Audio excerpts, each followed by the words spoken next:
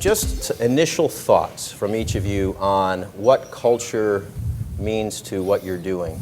Culture to me is the inherent, that baseline of behavior and investment in the employees within the workplace.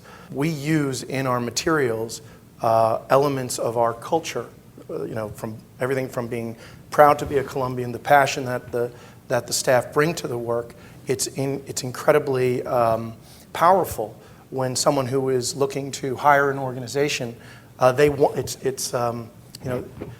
kind of catch the cold, so to speak, and they want that passion within their project. So that passion is a byproduct of good culture. We're seeing a lot of interest in our industry of companies who are currently outsourcing to the Philippines and India to really move it near shore, like we're talking about today. And I think what we're hearing as we talk to them, and it gets down into the third or fourth requirement, is, well, we're looking at you guys because we think there's a better cultural fit. And that has come up several times just in the last 6 months. There's lots of advantages that I see in the cultural affinity that Latin America gives us. Mm-hmm. We speak very much alike. Our customs are very much alike.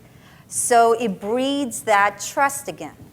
There are huge issues about people's traditions, their educational background, what they value, and how they relate ethically to one another that come out of culture that I think are also important facets to consider. We did 10 years worth of work with all of the big global providers as well as many smaller companies all over the globe, and found fairly consistently that the lack of organizational cultural fit, not just the nationality, not just the education, but the overall way that organizations do business, was a key factor in whether or not organizations succeed. Are we seeing a shift? Is there a greater degree of trust or an acceleration of awakening to nearshore? Many of the lower risk and lower in complexity type contracts are going offshore. And the more complex, where you require more high-level degree of oversight, is going to nearshore. There are certainly growing instances of the sort that Julia just mentioned, where we do see companies that are thinking about sourcing data analytic or knowledge process or legal process or R&D kinds of work, are looking for places where there are highly talented professionals at the postgraduate level, and looking for the educational cultural fit. And that's one of the other things that I think doesn't get emphasized enough about the Latin American universities. They do have a Western educational system. It is very different from dealing with the Asian system, where students are not as encouraged to be as questioning and as inquisitive. And so there really is still, I think, much more work to be done to communicate about the cultural fit in terms of the kind of personnel that are available to do the work in the Latin countries. I'm hearing across the board that it has a very definite impact on getting to the end zone faster, to creating more successful products more efficiently. There's more productivity around it. So I keep hearing these things, but is there a disconnect between what is actually happening in these projects where there is cultural compatibility and to the higher levels of organizations? Or what's your views on that? Is there going to be some evolution where people say, oh, now I really get it, I can get, maybe I have to pay more, but I get better results? While it does play a significant role, and when you look at the success stories, you can back it up and show productivity gains, higher level of satisfaction. The reality is maybe it's the sourcing process that has taken such an overwhelming dominant economic effect that they bring you back to the dollars and cents, the rates, not the total cost of ownership, because that is never what sourcing computes. It is what I'm going to pay you versus how much I'm going to pay this other vendor from Asia.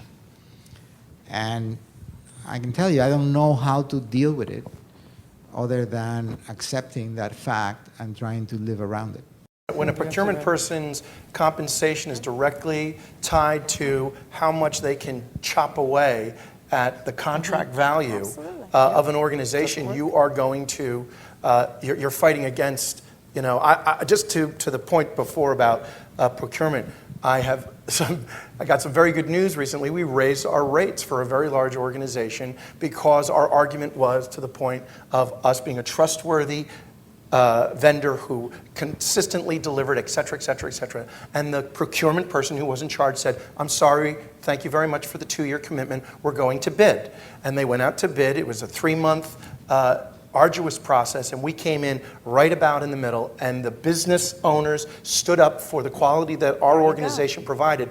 And that particular procurement person was very upset because that individual was motivated by her compensation, and her compensation alone, not on the value that the services we provided to the organization, you know, what that represented. While cost is an issue, what we're finding for the higher end kinds of sourcing is that and where procurement is not in charge, that's the other challenge, is how sourcing is organized in many of the big corporations. If procurement drives the sourcing decision, it will be 90% cost as the criterion. So we've been working with a number of large client organizations where they are really trying to develop a supplier management capability and trying to have a team, if it's an ITO deal, where there is IT as well as procurement as well as others involved from the corporation who are looking at the overall business objectives of the corporation and not just at the dollar amount that's going out the door. And again, that's a huge educational issue to help companies as they move toward doing sourcing to understand what the ways are to do it effectively. You need to have the business perspective in order to be truly effective. And normally, that does not come out of a procurement organization. It may change, but normally that's not the case. So you need to have that outsource look, which is business, then goes into procurement.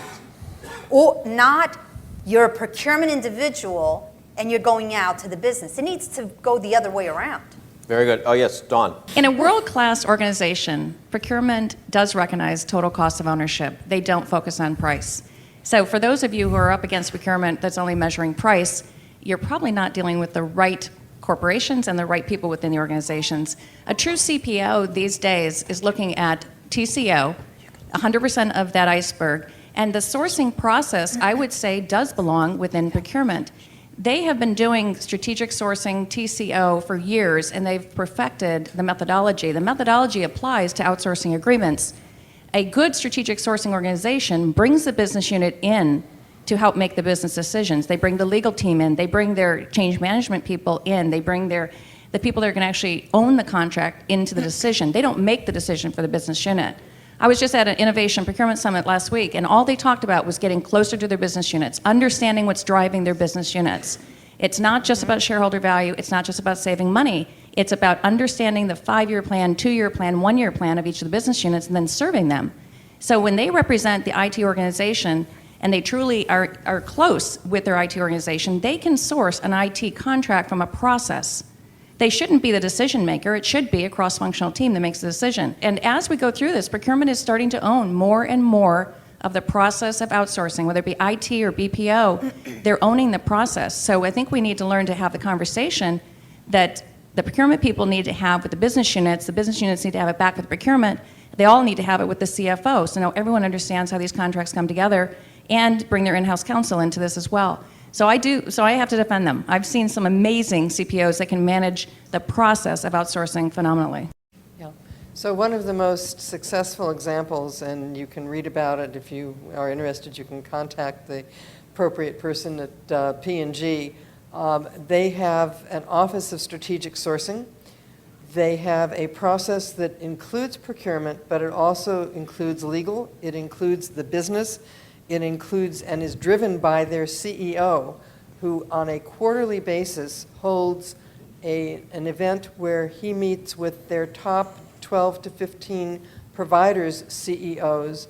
They have a completely open kimono policy. They are aiming at, one of their business objectives is to innovate, to get product to market faster, to be more competitive. And the way that they do that is to use their sourcing strategy as a piece of that whole approach. So they share where they're going and what their interests are with this very select group. They recompete annually who's at that table. So it keeps their providers working to be the best that they can be. But they have a truly interdisciplinary, interdepartmental team of people. It's not a cast of thousands. It's about a dozen or fewer than a dozen individuals. But they are the group that sets strategy for sourcing, and they are the group that manages those sourcing relationships. And they've been doing this for several years, and it works really well. Okay, well, on that note, I want to thank Jane, Julia, Clark, and DJ, and we're all going to go upstairs in a few minutes. So thank you very much for joining us.